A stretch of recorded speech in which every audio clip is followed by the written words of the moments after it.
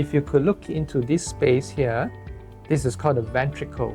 So it's a natural space where water is situated in the brain. It's called the cerebrospinal fluid. So basically water gets produced in the brain and it circulates to the undersurface of the brain and back to the surface where it gets absorbed back into the bloodstream.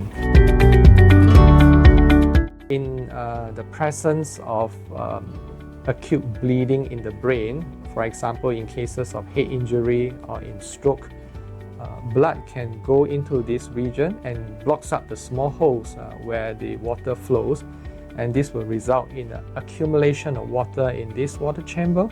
And as the water chamber swells up, it significantly increases the pressure within the brain, and if not treated promptly, it can cause further brain damage, resulting in comatose situation or even death. We'll make a small hole on the skull, which will allow us to gain access into the brain, and we'll insert a small silicone tube into the water chamber called the ventricle, so as to let out the excess water in the brain. This will help to significantly reduce the pressure within the head, and this is a life-saving surgery. But the problem is the water needs to be drained out continuously for a period of time until the water circulation resumes in the brain.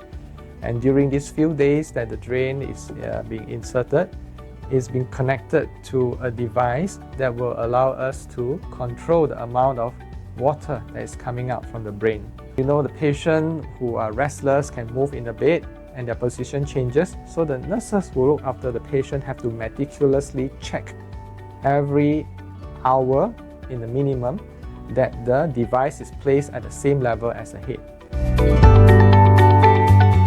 That gives me the idea of wanting to invent a smaller device that can be adhered to the skull, which allows us to control the amount of water that comes out without the need to ever changing the position of the device relative to the head. And this, I think, will significantly reduce the burden of care from the nurses and will allow those patients who are able to get up from their bed to walk to do it sooner rather than later.